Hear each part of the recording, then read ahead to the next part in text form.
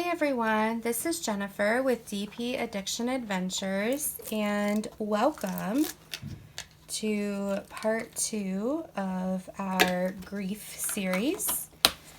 I am doing Diamond Art Club's Who You Say I Am, and I will put up in the eye the unboxing as to why I am doing this as part of the grief series. So you can get into that. So yeah, and I will explain in a few minutes why I am using this Sock Monkey cover minder. Many people ask what a cover minder is, and it is just something that holds your cover back. It's got a magnet on the back of the button-like thing itself, and it has a magnet underneath your canvas, and it holds your canvas back. So we are working on T, which is 938. So yeah, I didn't prep a lot for this particular video because I just had a couple things to say and I wanted it to be organic. I didn't really have a title for it. I know I have a poem I want to do for the next one, and I have some other things I want to talk about. But for tonight, I just wanted to reminisce and talk about grief in general. So yeah,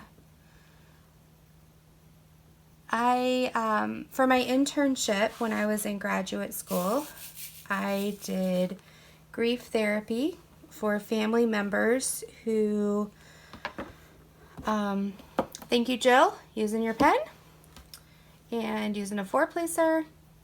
Awesome. Putting down below on AliExpress where to pick these up. Thanks to Jill, she led me to the right store. I got a ton of them for like $2. So yeah, I met with a lot of families and led some grief groups, and now I work with refugees, and I just led my first refugee grief group this past week, and I just wanted to talk about it a little bit, debrief and fill you in, and just see what your thoughts are. So right now there's a lot of grief going on in our community. I believe there's probably grief happening all the time. It's just because we love and care about each other and we're nosy and in everybody's business, we're able to see what's happening, right? Because most of the time when we're running in life, we're not aware of what other people are struggling with. We're in our own little world. And so that's what's amazing about a lot of our community is we allow ourselves to be aware and to love each other. So this grief group that I was leading, the family was working with another department at where I work, and the consensus was this guy had really high medical needs, okay? And since they had started being in this country, the medical needs had diminished a little bit and he was getting better. So there was just this tiny bit of hope that this wasn't the end, that he would have the ability to get better. And they went in for a scan for something. I don't know the whole story. But they went in for a scan. Oh, I may need to put more wax in my pen because this little booger does not want to stay. And they found out that he had cancer through his whole entire body. Like everywhere, and that he didn't have long to live. That was basically like on a Wednesday, and he passed by Friday afternoon. So this was like a huge shock. I'm going to clean this out while I'm talking and put more wax in it. I'm a little bit off screen, sorry guys, but all I'm doing is emptying wax out of my pen. So I use my handy dandy tweezers and I plug it in, pull this wax out, which is a little bit dirty, and then re-stab my wax to fill it back up.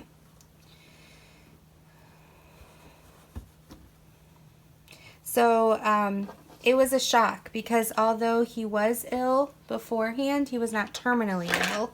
He just had health problems. And so within 3 days, you know, he had passed. And so the family was just dealing with it really hard. The brother was the caretaker. You know, the mom is elderly. She's in a new country. And it was just, the family was having trouble. And so they came to me, this department, and they said, hey, you know, would you meet with the family? And I said, well, I don't have any time in my schedule right now because I am maxed. I am like beyond maxed right now. I said, but what if the first time I meet them, we do like a grief group where they can come and I can explain grief and just see how they're doing. And then from there, depending on, you know, because they don't even qualify for our program, so it would be pretty much like pro bono. I said from there, we can assess who needs therapy the most and who is most willing to have therapy. And then I can find room for that 1 or 2 individuals instead of all of them. So the family, you know, loved that idea, and I had my first grief group with them. Oh, it was hard, guys. You know, we've all been there. And I had these 2 precious kiddos who were just crying because they had lost their uncle. I had the dad caretaker, or it was his brother, but the dad of the 2 young kids just, you know, beside himself because not only did he lose his brother, but he had taken care of his brother for so long that there's this sense of emptiness in him. And he's just like, why am I feeling so empty? Like, he's in a better place, you know, he's not in pain anymore. And I understand, you know, it's hurting, but there's something different. And so we just process, like, what does it mean to be a caretaker? What does it mean to, like, have your life 100% dedicated to something, and then all of a sudden it's gone?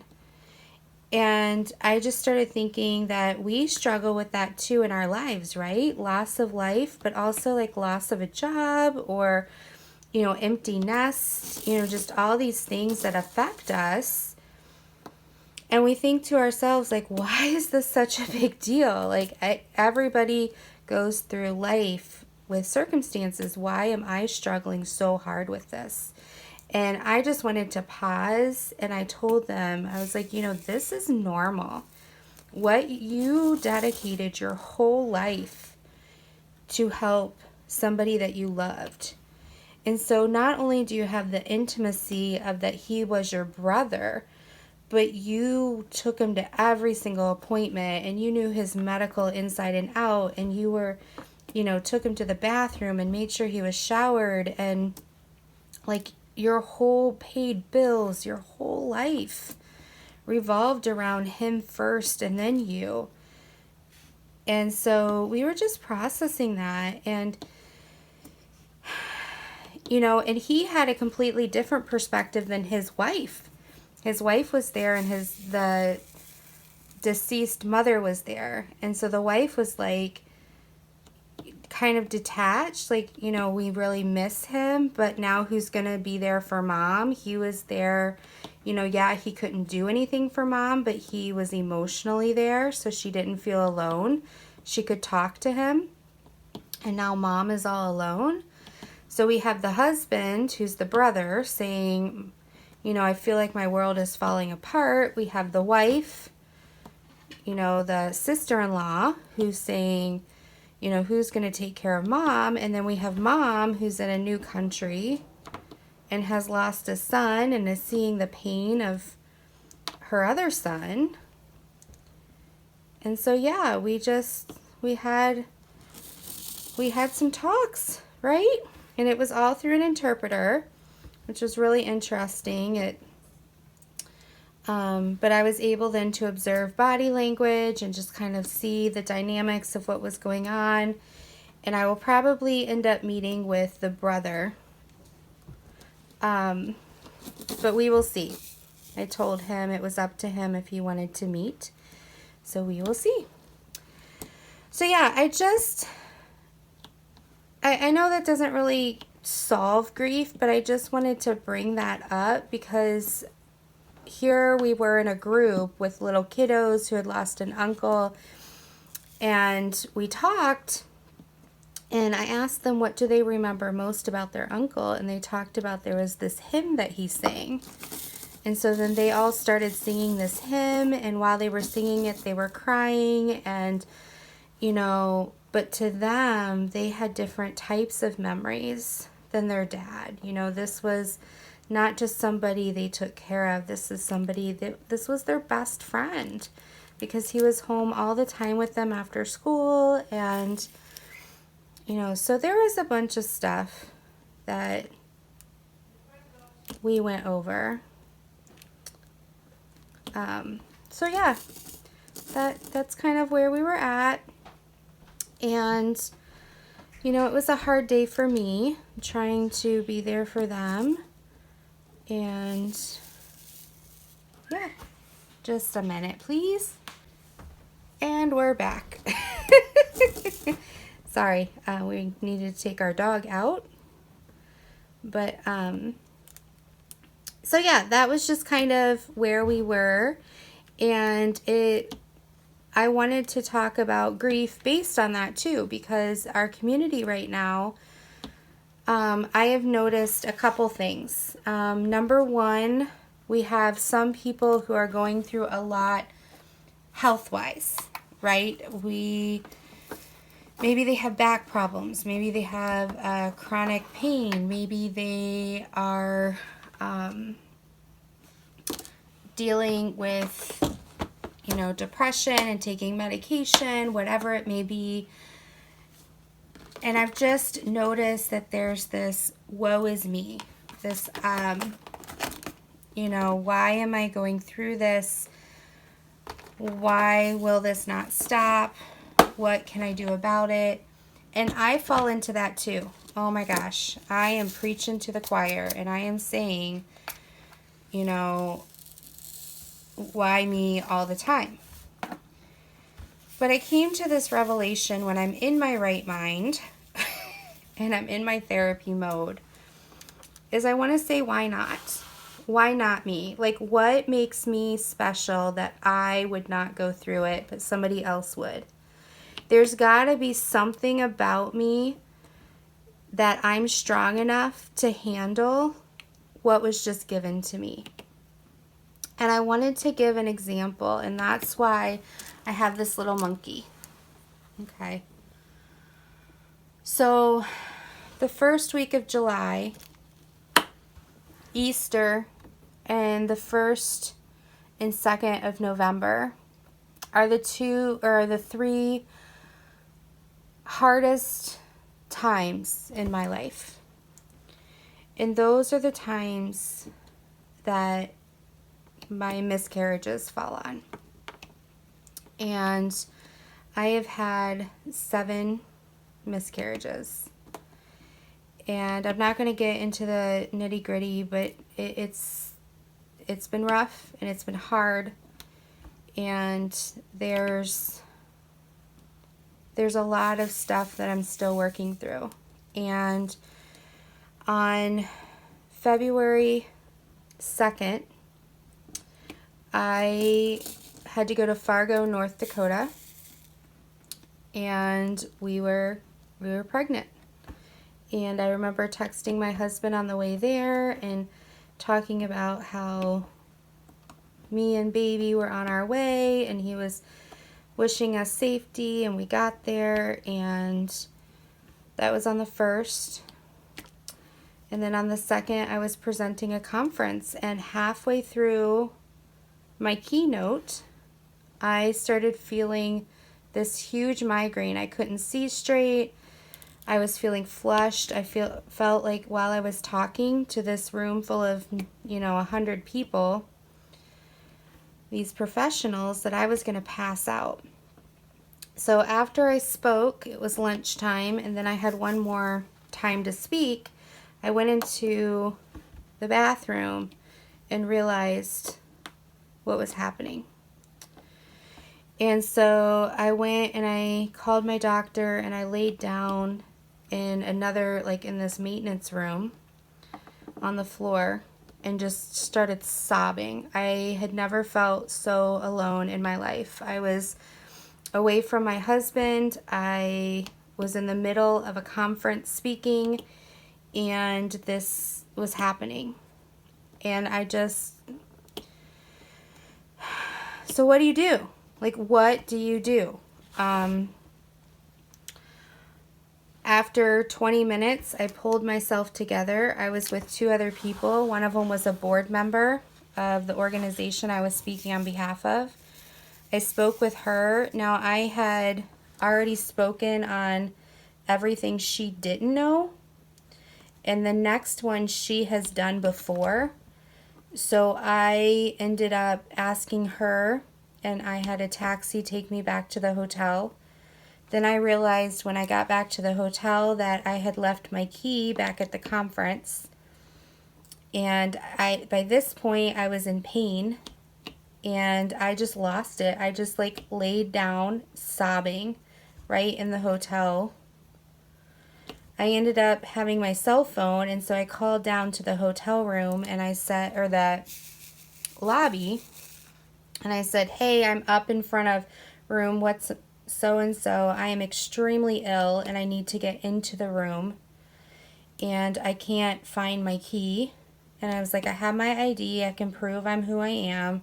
So they sent security up. Security let me into the room, and then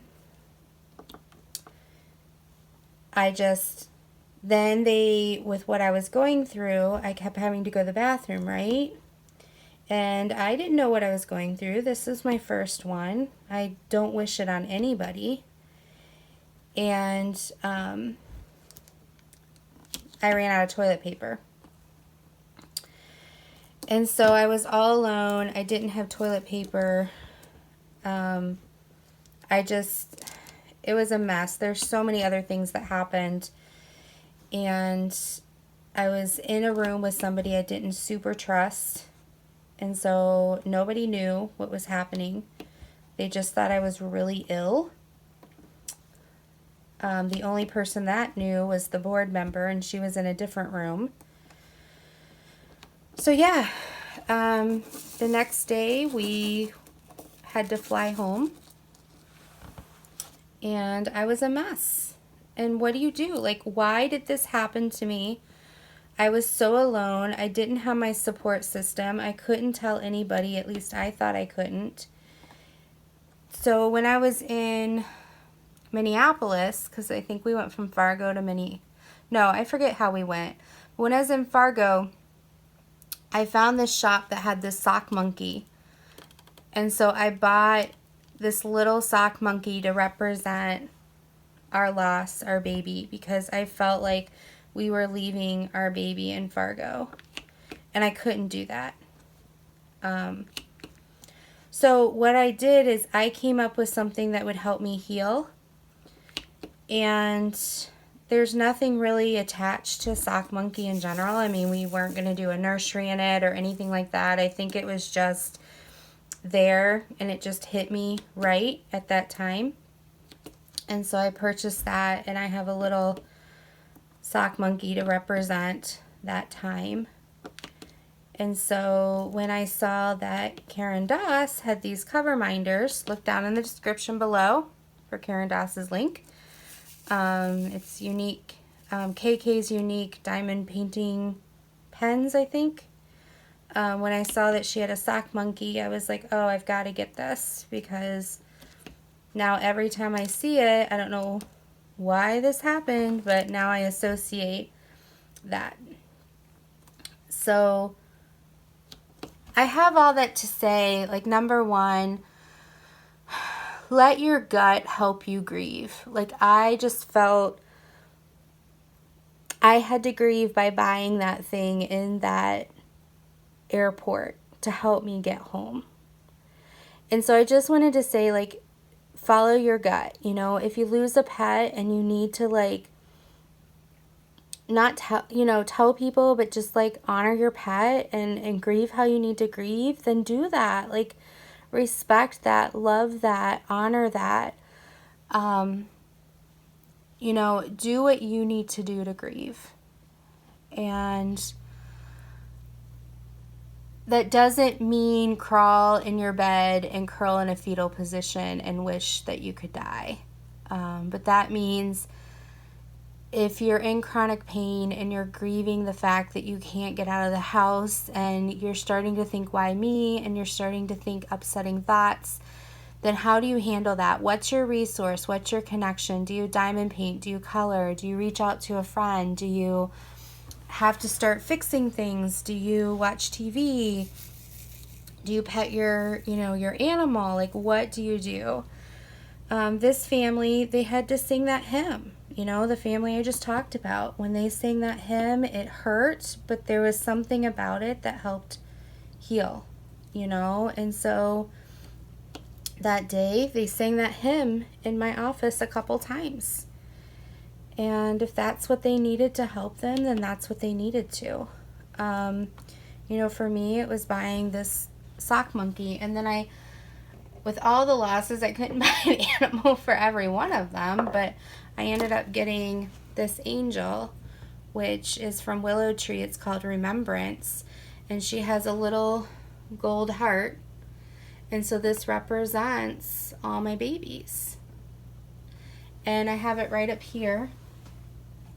So it reminds me, you know, that I'm not alone. And so it's really hard because July 3rd is coming up, and that's a difficult day for me. November 2nd is a difficult day. And then I was so out of it when some of the other ones happened, but I know it was at Easter.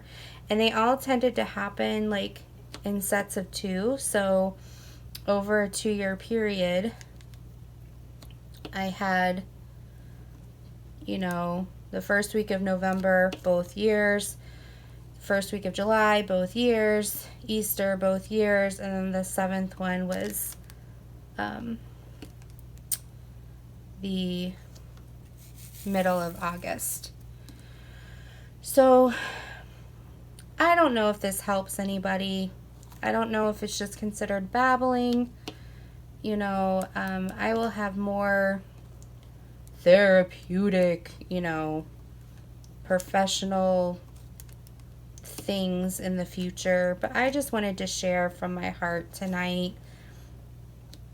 I wanted to share about Mr. Sock Monkey here. I wanted to share about the family I met with and just let you guys know that it's normal.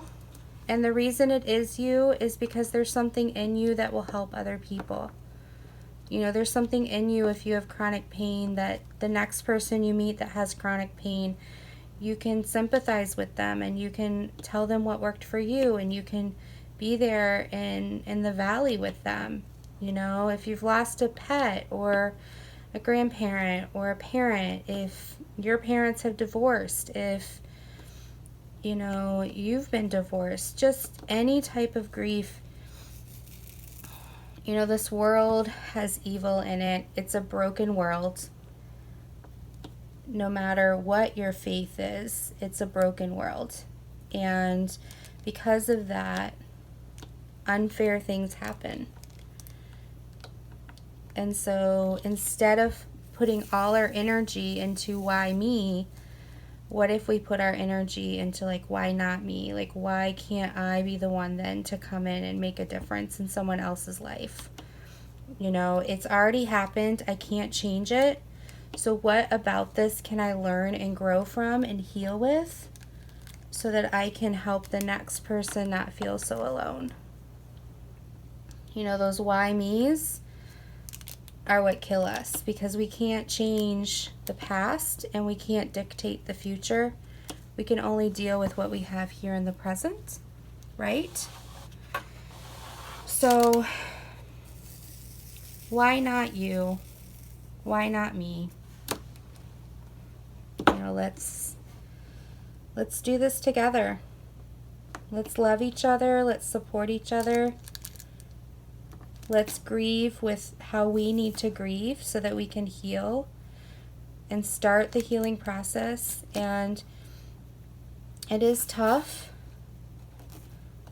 But if we focus on why me, we're never going to be able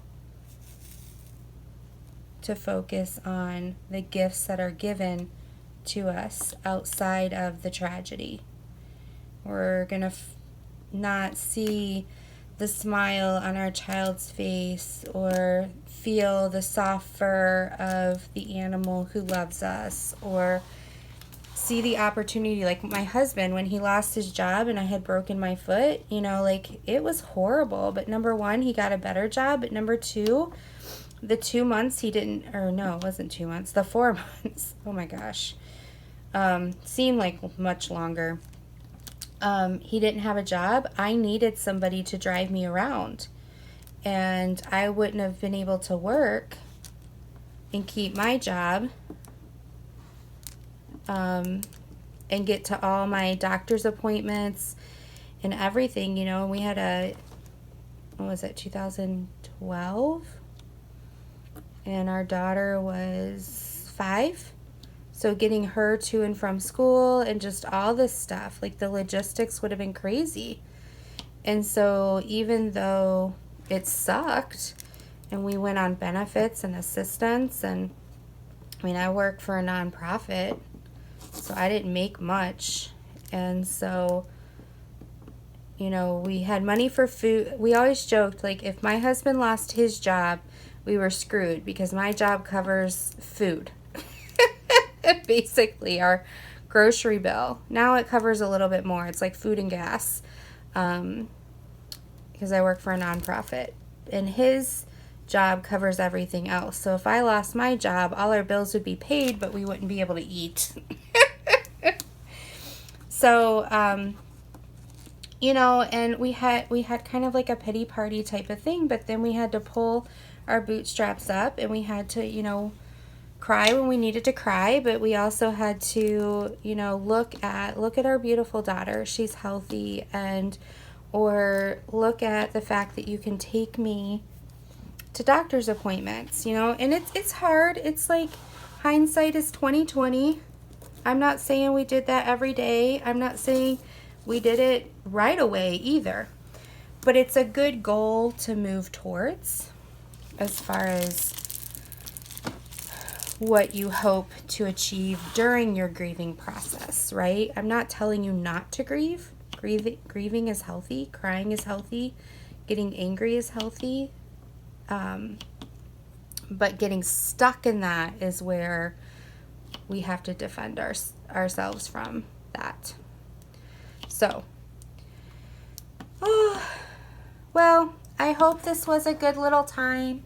It's like a short drill with me, but I wanted to share, and I will try to do more of these now that I'm getting, you know, some more time at night to do things. So yeah, let me know what area of grief maybe that you're struggling with, that things that have worked, things that haven't worked. Let me know if there's a specific category you would want me to discuss. I do have a couple things next time that are more of articles and professional and different coping skills I use. But tonight I just wanted to share from the heart. So I hope you have a great morning, evening, afternoon, whenever you're watching this. I wish you well, and I wish you blessings. Until next time, bye-bye.